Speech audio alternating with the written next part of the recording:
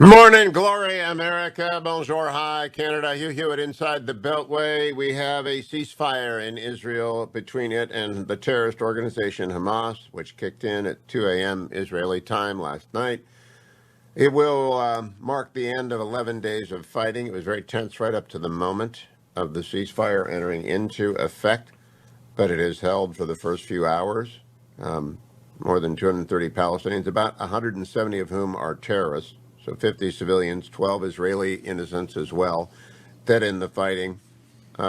Each a tragedy by the scale of previous Israeli-Hamas wars. It is a smaller death toll, but Hamas has been ravaged. Hamas took it on the chin. The new Israeli technology, the new Israeli intelligence, the new Israeli missiles have just blasted Hamas into the ground.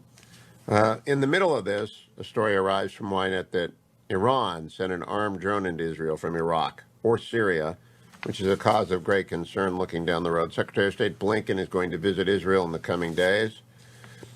Egypt gets the lion's share of the credit for getting the parties to agree on the ceasefire time. President Sisi is going to go and continue the mediation. The key story here is what the Israeli Defense Forces said last night. Military intelligence directed officials said on Thursday that IDF had almost depleted its target bank within the Gaza Strip as the current round of fighting with the Palestinian terrorist groups may be nearing its closures.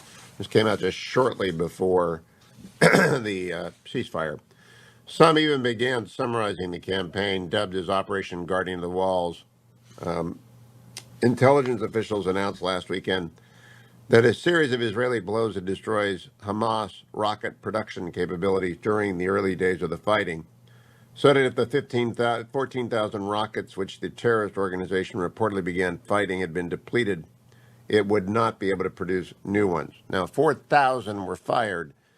Impossible to say yet how many of the remaining 10,000 were destroyed. Most of the launchers were destroyed, and the Hamas tunnel network greatly destroyed. A number of the leaders of Hamas and Islamic Jihad killed. Much other infrastructure of their intelligence division. It was just a complete disaster for Hamas, which started the war 11 days ago. And now Israel will review. Hamas is announcing victory, of course. They had a victory parade last night. Classic terrorist propaganda machine. And there's attempt by the left in Israel and some anti-Netanyahu people to say as well that it was other than a complete victory. It is a complete victory. The total smashing win. I don't know if it saves Netanyahu in the prime ministership. Hopefully we'll talk to Michael Oren this morning. That probably, politics and war are very different in Israel than they are in the United States. I don't know if it helps Bibi or hurts Bibi. Bibi's back is the headline in one story. The AP story on his political prospects is very glowing. But, 11 days ago, before the war, he was about to be ousted. It's never over till it's over in Israeli politics, so that might not have actually happened. But it is, nevertheless, a decisive moment in Israeli history. And the message is received by Hezbollah to the north and Iran farther away that Israel's capabilities have significantly increased since last on display in 2014. The new munitions, the new precision targeting, the new tactics, the vast greater intelligence, the ability to carry out 11 days of bombing and have civilian casualties so low is remarkable. Iron Dome, for whatever reason, a talking point is Iron Dome disappointed. You have 12 citizens dead, and the first barrage was a surprise. I can't really say it's a disappointment. They will no doubt use the experience to strengthen, and already President Biden said yesterday they will resupply Iron Dome. Other news for the rundown. From Great Britain, great news.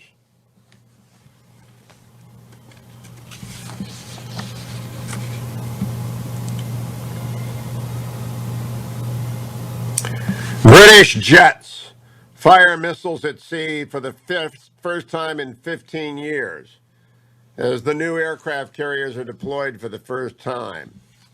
The HMS Queen Elizabeth flight deck saw F-35s, of course manufactured in the United States, 617 Squadron, known as the Dam Busters, for its famous raids during the Second World War, Went to sea and fired missiles. Exercise Strike Warrior 21 involved 3 submarines, 20 warships, 150 aircraft. Britain's 2 new aircraft carriers met for the first time at sea. HMS Prince of Wales joined the Queen Elizabeth. So that's terrific. And their carrier strike group is going to go around the world for 8 months, meeting up with the forces of 40 nations across the Mediterranean, the Indian Ocean, and the Indo-Pacific, including India, Japan, the Republic of Korea, and Singapore. What's that tell you? Yes, it's all about the PRC. Details of the exact route are unknown, but its deployment is expected to transit the South China Sea to reinforce freedom of navigation conventions. Back here at home, there's a debate underway. COVID-19 vaccine booster shots will raise some, quote, tough questions for health authorities. You see, the world needs our vaccine, but we're also going to have to make boosters for Americans. There's an urgent need for the shots in India and elsewhere, and we will be supplying that. But Pfizer, BioNTech, and others, Moderna, are going to be working overtime because it seems likely that boosters are going to be needed, at least at this point in the research. Not sure, but most likely. Sanofi, by the way, has another candidate. There will be more vaccines. Story in the New York Times, severe COVID is more often fatal in Africa than in other regions. That is intuitive, actually, because of the lack of adequate health care throughout much of the continent. Joe Biden unveiled a plan yesterday, which I don't think is going to prove either realistic or popular. He wants to spend billions to upgrade the IRS. He wants to audit everyone. Now, look, I read this as saying, let's audit everyone every year who makes more than $400,000 a year. Go for it, Joe. Those of us who don't cheat on taxes aren't going to worry about it, but audits are expensive, and the amount of revenue that they say they will get from this $700 billion has got people laughing. CNN is standing by Chris Cuomo, who admitted error in advising his brother Andrew Cuomo on misconduct claims vis-a-vis women. I know Chris. I usually think these stories, absent a Me Too aspect of them themselves or workplace abuse, are always silly stories. Of course he's going to talk to his brother, and of course he's going to give his brother advice. He has not been covering his brother. I just think it's a silly story. Donald Trump announced yesterday he's going to hold campaign-style rallies in 4 battleground states in June and July. Relatively soon, we're going to be doing one in Florida, we're going to do one in Ohio, we're going to do one in Georgia, and we're going to do one in North Carolina. Trump told One America News. That's terrific. Entertainment for the summer coming up. This story I like a lot. 5 rural counties in liberal Oregon vote in favor of leaving the state for more conservative Idaho. And this is kind of a throwaway story because it's not going to happen.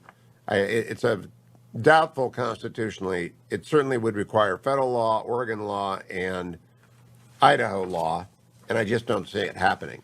Then a giant story came from China. They built 23,500 miles of high-speed rail since 2008. I repeat, 23,500 miles of high-speed rail since 2008. You know, it's probably easier to build a surveillance network than a railroad. They've been building that too. Welcome back, America. That music means Sonny Bunch is in the house. He is the co-host of Across the Movie Aisle with Sonny Bunch and whoever else joins him in that thing. Sonny, who else are your co-hosts on that? Alyssa Rosenberg of the Washington Post and Peter Suderman of Reason Magazine. That is quite a diverse group. So the Across the Aisle with Sonny Bunch. So, Sonny, the movies are back, sort of, right? Yes, I mean we have new offerings in theaters, and we've got lots of stuff still coming out on streaming. So there's definitely a lot to talk about, and there's some interesting business news this week too. I mean, I don't know if you heard, but AT&T is getting rid of Warner Media. AT&T is spinning off Warner Media into a new partnership with Discovery. I did see that, and Plus. I saw that Amazon is going to buy MGM, according to some reports, which will put Bond in the control of Bezos. Yeah, that's an interesting one as well. That one still is a little further off, I think. because the ins and outs and what have yous of that sort of merger are always slightly more complicated. But yes, Amazon is looking to spend $9 billion to acquire MGM, which has a 50% stake in James Bond. I did not realize this until recently, but MGM actually only has a 50% stake in James Bond. They split it with another company called, I believe, Eon, E-O-N, Eon, and they each have really 100% control. They have to agree entirely on every line in every movie. So if you ever want to know why, yeah, I mean, it sounds like a terrible, terrible. It's like every family trust that ended up in the case book as a Supreme Court case. So, Sonny, tell me what I can see this weekend in a theater, if anything. Well, there's not really anything great new in theaters this weekend. Last weekend, I missed last week's show, so we can talk a little bit about what was in theaters last week. Those Who Wish Me Dead, the new Taylor Sheridan written and directed movie starring Angelina Jolie as a fire jumper who has to protect a young man from assassins in the wilderness of Montana. I was told that's pretty good. Is it pretty good? I don't think it's that good. I don't think it's that good. Here's the problem with Those Who Wish Me Dead. Those Who Wish Me Dead. Now, Those Who Wish Me Dead is written by Taylor Sheridan and directed by Taylor Sheridan, as I mentioned. I like Taylor Sheridan a lot. He's the guy who wrote and directed Wind River. He wrote Hell or High Water, and he wrote Sicario. So he also co-created the show Yellowstone. Yes, I know that well. He has a very good pedigree. And I have to say, I was really disappointed by this film. I was really disappointed by it because it's so incredibly generic, to the point where at one point the villain is kind of explaining the stakes. And he literally just says, what this kid knows will bring down governors and judges and congressmen. It's like, okay, what does he know? What does he know? And then they never say. It's just the most generic thing in the entire world. Look, here's the thing about this movie. I like Angelina Jolie a lot. I think she is a real movie star. I think she has actual star quality, which is a rare thing. She's magnetic. You just enjoy looking at her to the point where I can set aside the fact that, this 67-pound woman is supposed to be, one of the great fire jumpers in the history of the state of Montana, whatever. It's an amusing bit of casting, but she's very good in it. Again, it's just the real problem with this is that I can't imagine any of these characters living off screen for a single moment. There's nothing about them that gives them a life or a world beyond what we see in the actual course of the film. So it's I don't think it's that great. Look, it's also on HBO Max right now. So if I've turned you off but you're still kind of curious, you should check it out. I recommend checking it out on HBO Max. What's the scenery like? Running off to the theater. I mean, because when I went and saw a movie recently, I said, well, this isn't a very good movie, but it's certainly worth seeing on the big screen because the scenery, the shooting, the filming is awfully splendid. I can't even remember what it is, but it was lots of outdoor sweeping scenes, and I thought, well, you need to see this on the big screen. Yeah, I don't know if this is one of those ones you have to see on the big screen because there are the occasional outdoor vista. Oh, I know. It's Nomadland.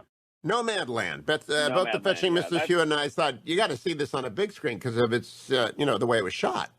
Yeah, that's a good one to go see in theaters because that is a movie that is very much about the American West and the idea of big open spaces and big purple skies, right? Like that's a good one to go see. But the weird thing about Those Who Wish Me Dead, and this is something my podcast co-host Peter Suderman mentioned on Across the Movie Aisle, actually, is that a lot of it feels like it was shot on a studio backlot.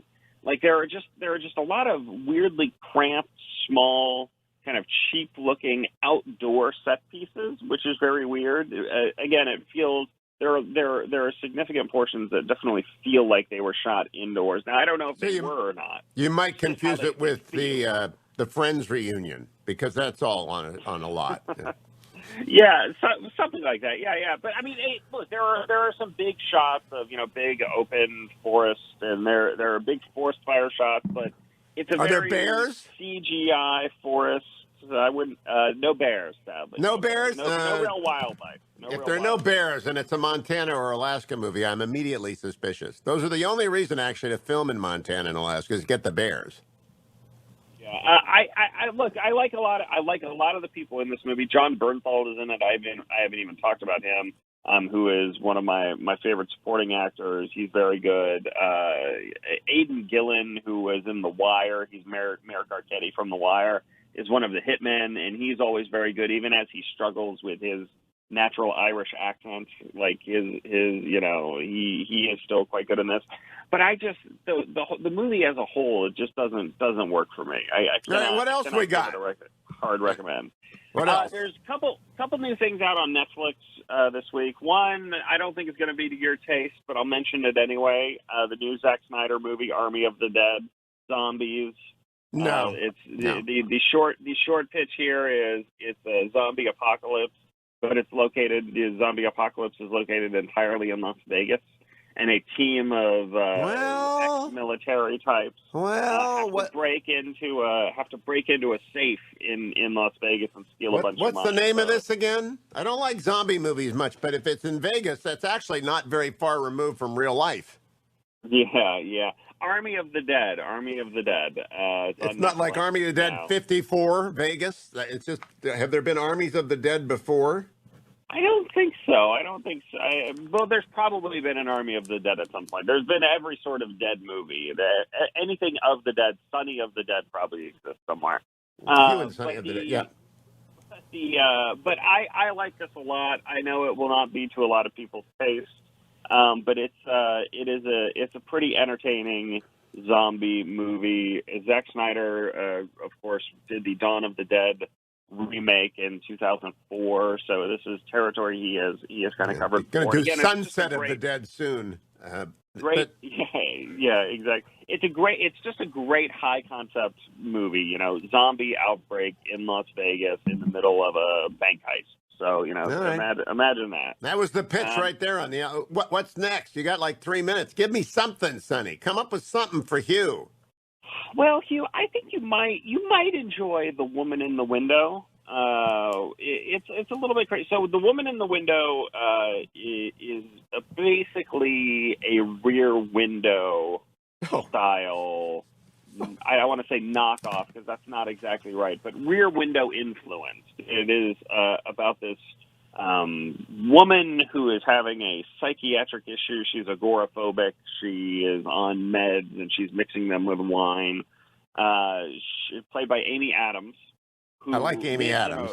Lives in a brownstone in New York, and her only window out into the world is what she can see, from her front bay window. Right? Well, I like brownstones in New York, and I like Amy Adams. So you've got me a little bit. Where is this in theaters or is it streaming? This is only streaming. It's on Netflix. Okay. If you like what you've heard so far, you'll probably like this too. Gary Oldman and Julianne Moore. Oh, well, you got me.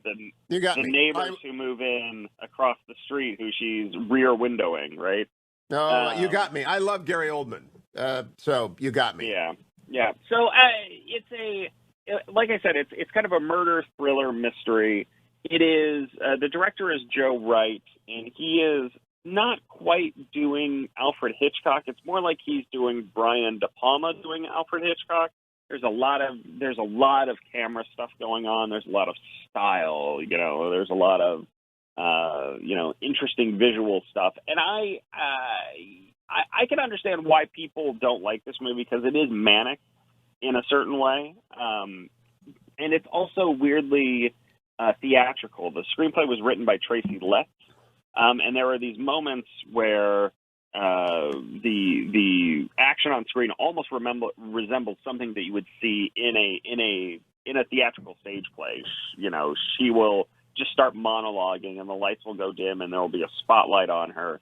And it's weird. It's a weird movie. high-toned trash would be a nice and dismissive way of putting it. I think it's slightly better than that. But it is definitely but it's getting drubbed by critics. I was surprised. I think it's only 25% fresh So on Rotten Sandy, Tomatoes, and audiences have not been much kinder. I think it's like Sonny, 35% I got to fresh infer from from this audiences. that you think I am the target audience for high tone trash. That's just a Well, little bit better than well, that's it's my inference. Amy Adams and Gary Oldman, are a big draw here. So I know how much you love Gary Oldman.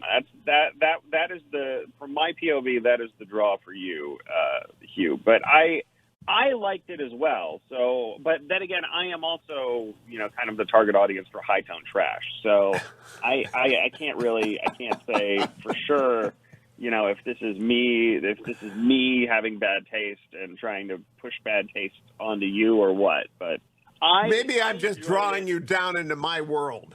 Maybe I've been pulling you off the airplane for a long time, and now you're sinking into the high tone bad trash or high tone trash. I like that, Sonny. Sonny Bunch with the high tone trash movie of the week. But does Angela Jolie fit into high tone trash? No, Those Who Wish Me Dead and Angelina Jolie, it's not really high-tone trash. It's just not very good, sadly. It's just this is not a generic movie, I will tell you that. This is not a generic film. All right. This Sonny is, Bunch on Twitter and at Across the Movie Aisle with Sonny Bunch. As usual, a great set. Poet laureate of the Hugh Hewitt Show, Tarzana Joe. Good morning, Joe. Good morning, Hugh. And I want to remind you that poetry is the hard nucleus around which all other literature forms in time of war. But that's not what this poem People is need about. to know they're Joe Biden to get that one, but I do. That's not what this poem is about, though, however. As I'm sitting on my Zoom call, wearing jammies and still showerless, it occurs to me in life that I have never felt so powerless. There are ideas I can't read about and places I can't go. People that my Facebook doesn't think I ought to know. And as crises in the country and in California mounted, I have deepening suspicions of the way the votes were counted. If I want to reach my senator and say what must be said, I can put it in an email, which you know is never read. Then I suddenly decided, as my spirit grew so weary, I'd adopt self-application of the broken window theory. Instead of chasing what I can't, it's much the better plan to focus my attention and to fix the things I can. I'll repair that broken tile and attach that wobbly knob. Clean my writing desk so people think I'm not a slob. Brighten up my outlook without a pharmaceutic. Straightening your sock drawer is really therapeutic. Happily embracing the way the day is taking me, practicing piano without my mother making me. I've never felt so energized. I've never felt so smart. I haven't moved the mountain, but I think that it's a start. That's Broken Window Theory by Tarzana Joe. Joe, you want me to come over and help you with the tile and those household fix-it jobs? I've got Carl on the line. That's not a good bet. That's not a good bet. You need to do a Carl poem sometime about the dangers of friendships Hiring made a on the raw internet. paintbrush, yeah. Yeah, you are. I tell you. Tarzana Joe at Reagan.com for your poetry needs. Has it calmed down, Joe, or are you part of the post-pandemic? Not at all. This is, I am the craziest, busiest poet in the land. I appreciate the you listener, and it's really quite fun. I've done some really fun poems for people. For all your poetry needs, whether it's an anniversary, a wedding, a retirement, or just because you want to say I love you to someone, or you want to get someone. Have you ever done a roast poem, Joe? Oh, yeah, but not with anger, but not with malice. But I mean, like if I wanted to give a poem about Generalissimo, you could do that. Absolutely. As a matter of fact, I have a gentleman now, a retirement poem, which he wants to use as a roast for the people whom he's departing from. But you're a ghosted roast. That's cool. Well, I think for a ghost roast or whatever you need, TarzanaJoe at Reagan.com, and today's poem will be posted at TarzanaJoe.com. But if you need to commission him, TarzanaJoe at Reagan.com. Thank you, Joe. Thank you, Hugh. I'm Hugh Hewitt, joined by the next governor of the Commonwealth of Virginia, Glenn Youngkin. I say that And it's not just a hope. I think the polling is going to show that. Glenn Youngkin, welcome back. Good to see you again. Great to see you as well. And we've had a big week following the convention, pulling Virginians together to, yes, be the next governor of Virginia. So, Glenn Youngkin, let's assume there's some people who don't know you from Adam that weren't listening for the few times we talked before the election. Would you give them the information, the basic background on Glenn Youngkin and why you want to run Virginia for 4 years? So I'm a homegrown Virginian, and I've had a chance to live the American dream. I wasn't born with a silver spoon in my mouth. I worked my way up. I ended up, after a 25-year career at a firm called the Carlyle Group, having a chance to run it. And last summer, I was so frustrated and angry about the direction of Virginia and, by the way, the state of the Republican Party in Virginia that I left my job and am running for governor. And what I'm seeing and hearing across Virginia is a coming together of not just Republicans, because Republicans came together in the convention like we haven't in a long time and nominated me as the candidate, along with a great ticket, Winsome Sears and Jason Miyares. But as I've been traveling around Virginia today, I'm hearing the exact same thing. We want an outsider. I'm not a politician. I have a 30-year business career. I know how to get things done. I know how to deliver results. And I understand what it means to go to work for Virginians. And I really do believe that Terry McAuliffe and the left liberal backers that he has are just trying to get the office back so he can say he's governor, but he doesn't really care about being governor for Virginians. And that's why I'm running, and that's why I expect to win. The Washington Post, Hugh, even said this week that I have a surprisingly good chance to win, and that was the Washington Post. Yeah, I read that, and my eyebrows went up because that is unusual. They love Terry over at the Post. I love Terry McAuliffe because Terry McAuliffe loves me. Let me play for the audience. Terry. I'm Terry McAuliffe, and you should listen to the Hugh Hewitt Show every single day, the greatest radio show in the United States of America. So Terry got one thing right, Glenn Youngkin, in the course of his life. He's right about this radio show. Let's talk a little bit about when you said you were a homegrown. What's unusual about you is that I think you've lived in Richmond, Virginia Beach, and Northern Virginia for your life. I mean, you've actually got a little bit of 3 feet in the 3 center areas, you know, the most populous areas of the state. How did that happen? Well, I was born in a little part of Richmond called Bon Air, and in 7th grade, my dad lost his job, and my mom pulled our family together and moved us all down to the beach for a bit of a restart. And then I went to junior high school and high school down in Virginia Beach, and after college and grad school, I came back to Northern Virginia 27 years ago. And what is fun is everywhere that I go in Virginia, folks actually come up to me and say, you're from here. And the reality is I am from Virginia, and I am so proud of this great Commonwealth, but I'm so frustrated with where the Democrats over the last 8 years have driven her, which is into the ditch. And Virginia should be the best place in America to live and work and raise a family. And we have to get this economy open. We got to get our schools moving and stop teaching our kids what to think and teach our kids how to think. We got to get critical race theory out of the schools. We got to open up accelerated math classes to everybody.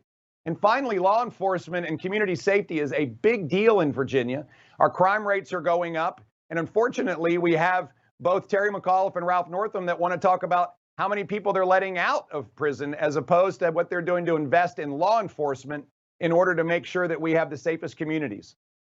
Now, Glenn Youngkin, you just mentioned an issue. You're very nimble on the campaign. I like that a lot about the campaign. When the Board of Education of Virginia said we're no longer going to do accelerated math, I kind of went backwards and said, wait a minute, I got grandkids in Virginia. They can't take math if they're, I lack the math gene. You might have the math gene. I lack the math gene. I'm a social sciences guy. But if they've got the math gene, it manifests in 3rd grade, 2nd grade, 4th grade. And you jumped on that. Have they backpedaled at all? Did Terry McAuliffe go on record saying he's in favor of shutting down education opportunities for the gifted?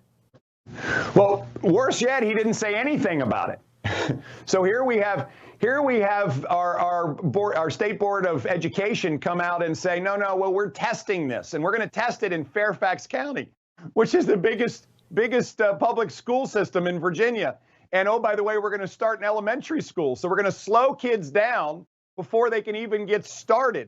I mean, this is what they represent. And when asked about it, Terry talks about the fact he wants to just invest more of all of our money in failing school systems as opposed to reform them. And at the end of the day, what we know needs to happen is, first of all, we have to introduce competition into our school systems. Virginia has 8 charter schools. North Carolina has 190. We haven't even begun to think about the idea that parents should have choice in schools, and a child's zip code should not determine his or her destiny. And what we must do is introduce these concepts that actually put pressure on schools to lift their game, to actually do the job that school boards and the teachers associations have been asked to do, which is work for families and provide all of Virginia's students the chance to run as fast as they can, not put them in the slow lane. And I recognize, Hugh, that students learn at different levels, but we absolutely have to allow those that run the fastest to run the fastest. And we have to help those that might need some help along the way. I mean, our kids are going to have to compete against students from Florida that have been in school since last August, 5 days a week. We're going to have to compete against kids in North Carolina that have choices to go to charter schools. We have international competition. And if Virginia's kids want to, in fact, be the best and have a chance to do amazing things, we're going to have to open up our education system to competition, make sure that accelerated math classes are taught all the way through 11th grade, make sure that kids that do the work are awarded advanced diplomas, and allow Virginia's children to run as fast as they can and not put them in the broken down lane. You know, Glenn Youngkin, we're on all across America right now, and one of those places is Bristol, Virginia, and also Bristol, Tennessee, the city that is divided by a state line.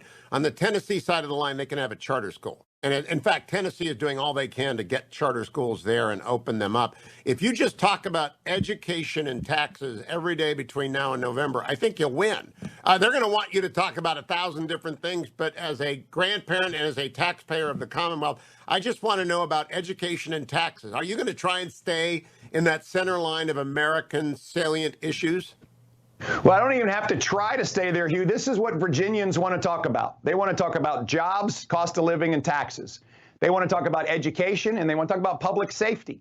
And of course, what Terry McAuliffe and his left liberal friends want to talk about is division.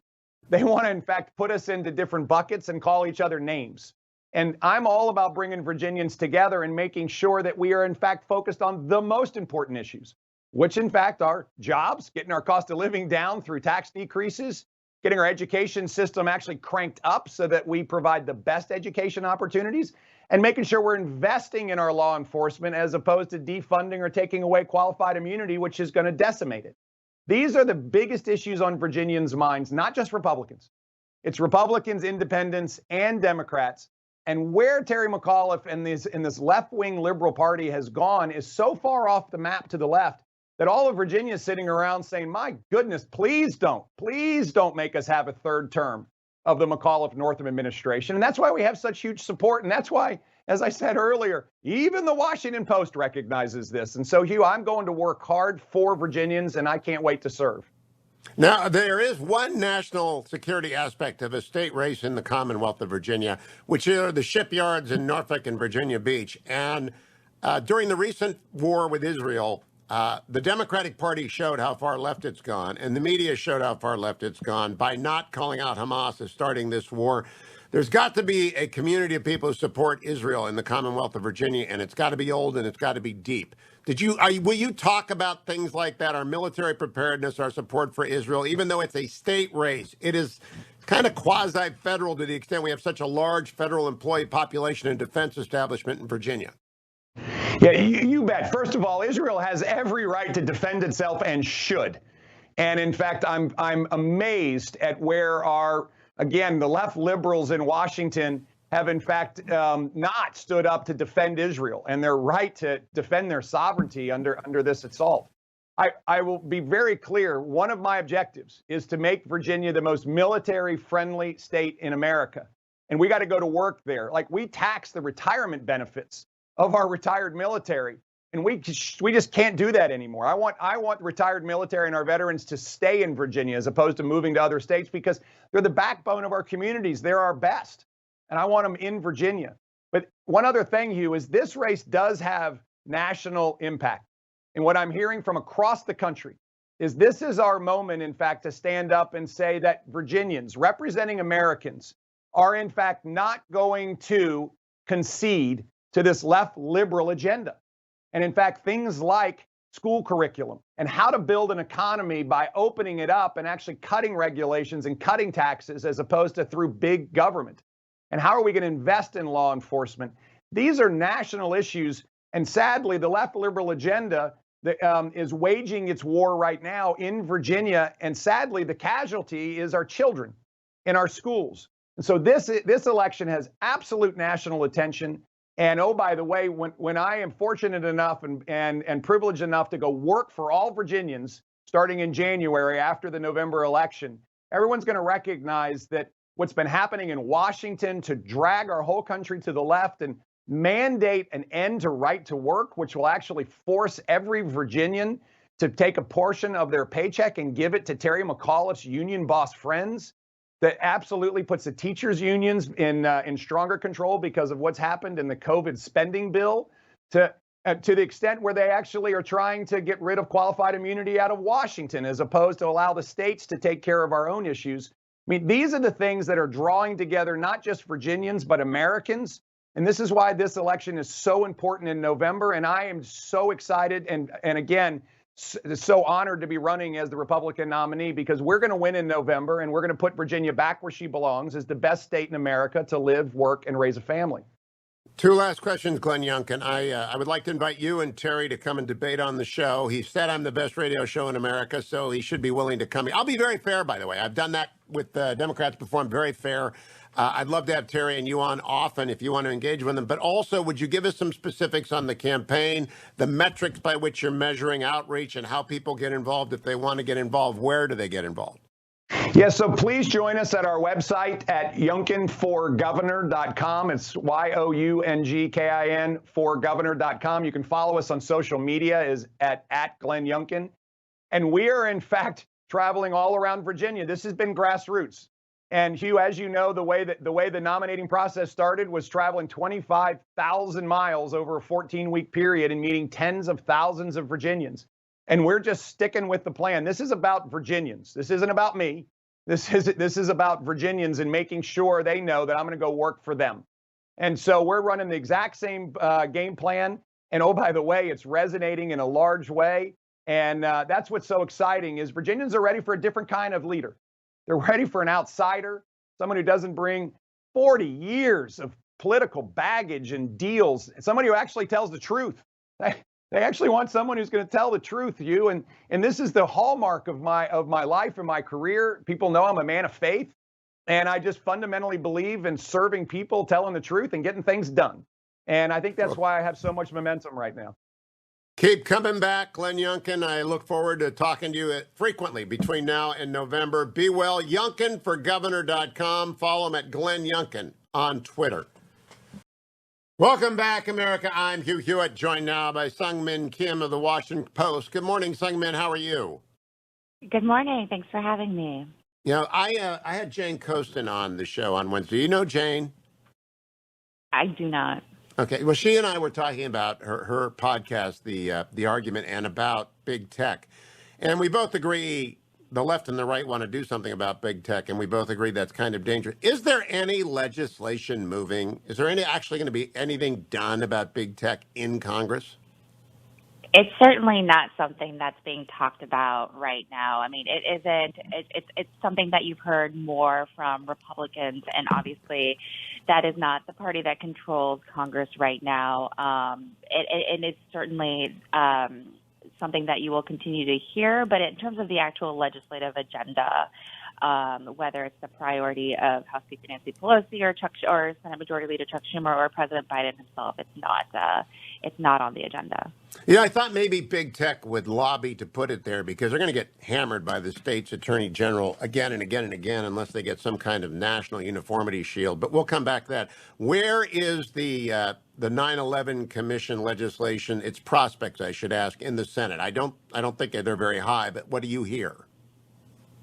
I mean, you're completely right. I think the chances of getting 60 votes in the Senate were dimmer by the day, particularly after Senate Minority Leader Mitch McConnell indicated that he was opposed to it on Wednesday morning. But I think what really killed the prospects yesterday was the comment from Senator Richard Burr that he would oppose the formation of this January 6th commission. And he's an important voice for several reasons. One, he was one of the 7 Republicans who voted to convict former President Trump in that second impeachment trial. And two, he's retiring, so he does not have any sort of political considerations that may be behind a vote such as this. And three, he ran a respected bipartisan Senate Intelligence Committee investigation into Russian interference. So he kind of speaks from experience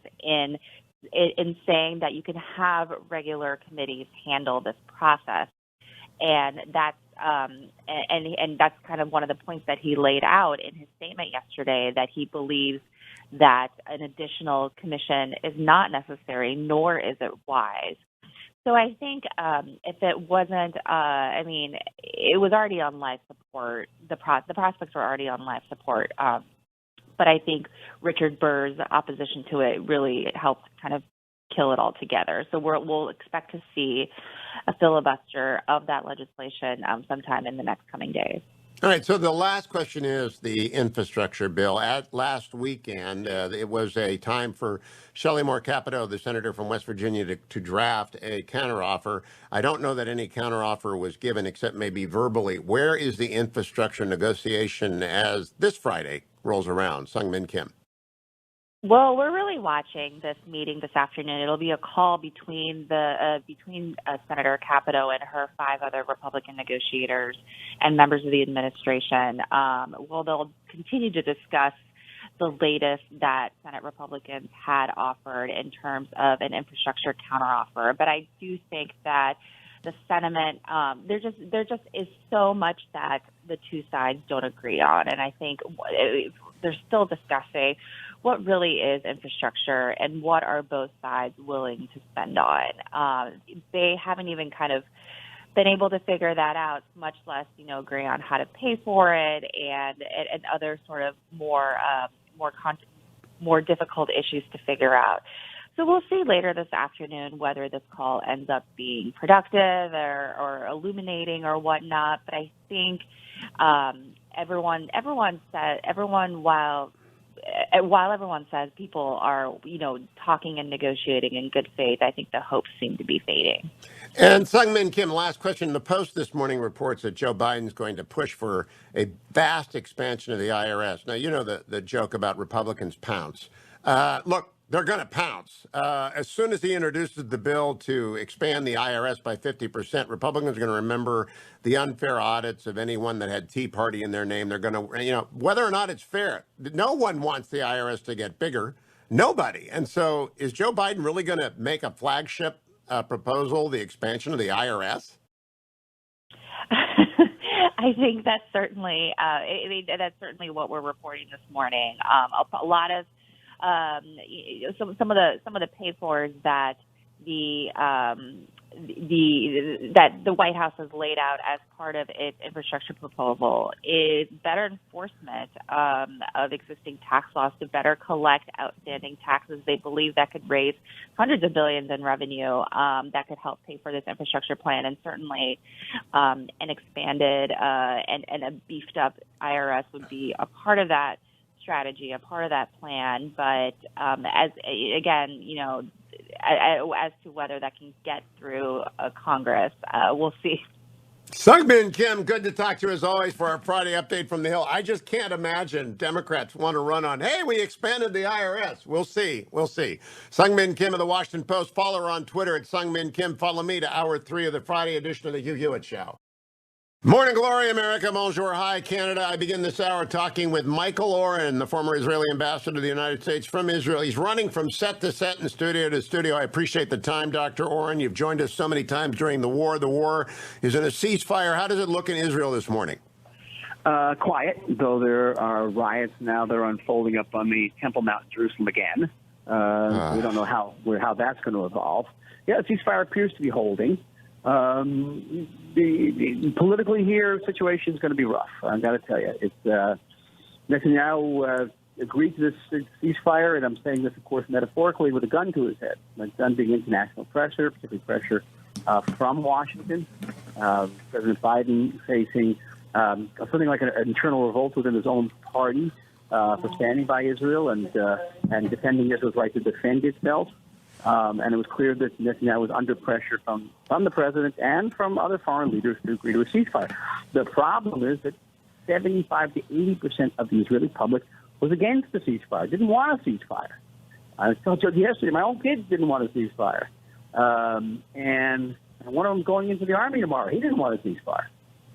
So, it politically, for the prime minister and a prime minister who's maybe facing another round of elections coming up, that's a very hard call to make. Now, I talked to an Ashkelon resident who called the show this morning who said, look, I'm not going to vote for Bennett again, but I may vote for Netanyahu only the second time in his life. Maybe there's a hidden resignation to the fact that the United States and the international community was pushing on Bibi? Yeah, that's about it. They were just pushing on him, and at the end of the day, I guess he felt he had no choice. Did the damage to Hamas that is being widely reported in Ynet News and the Times of Israel, et cetera, did it amount to a strategic defeat in your view, Dr. Michael Oren? No, I think it's a significant defeat, but not a strategic defeat. There's a big difference between that. Listen, everything you know about human behavior, about compassion, about win and loss, human beings, just throw it out the window when you talk about Hamas. Hamas doesn't care about Palestinians. It uses hundreds of kids to dig these tunnels. Hundreds of them die digging the tunnels. They don't care about the humanitarian crisis in Gaza. They actually create the humanitarian crisis. They won't let our truckloads of food and medicine to get in. They want to keep the public poor and desperate. And they got plenty of money, but they don't spend it on schools and hospitals. They don't build a single bomb shelter. They build hundreds and hundreds of yards of underground tunnels and bunkers. That's what they do. This is a vicious jihadist organization. And so for them, getting bombed close back to the Stone Age is actually a victory. You get that, Hugh? It's actually a victory. It's so counterintuitive. It's completely. Everything you know about human behavior, throw it out the window. All right. I got a last question for you. And declare victory. Come back next week because I want to talk about To Those Who Call in Truth, which I'm at the last 30 minutes of listening to the book. It's terrific, Michael. It's really quite amazing novel. Great. And we'll talk about it next week when the ceasefire is held or not. But if elections were held today, and are we, two parts, are we going to a fifth round of election in Israel, and who's going to win? I think right now we do go to a fifth round of elections. I think we're going to be in the exact same situation of being neck and neck. Because 25% of the people who are voting for Bibi, 25 mandates, 25 seats in Knesset, go vote for Bibi no matter what he does. There's not enough wiggle room in there to create a coalition that can stick together without support of the Arab parties. It's going to be the same situation, I think. And so as long as Mr. Netanyahu is in office, we are going to be in political stalemate. No surprises coming from Benny Gantz and Bennett, and a surprise government that comes together, maybe even with some SAR defections. The only surprise I would think would be actually Benny Gantz sticking with Netanyahu. And well, that would be for that rotation. Because why? Because Benny Gantz is in the government with Bibi when he had a tremendous number of mandates from the previous government. So he has power in that government in rotation. But if he goes with Bennett, then his power goes down from 24 seats to 9 seats, which is what he got in the last election. Well, interesting. It was the penultimate election. So he actually has an interest, a political interest, in remaining with Bibi, if you can trust Bibi. And so that would be the sort of the wild card, would be Benny staying with Netanyahu. Possible, certainly possible. Well, we will watch today. I hope peace breaks out on the Temple Mount. That would be terrible if it just began again. That's what's going on right now as we talk. So we'll see. I will go look. Dr. Michael Oren, right. Thank you. Follow him on Twitter at Dr. Michael Oren. Follow me, America. Stay tuned.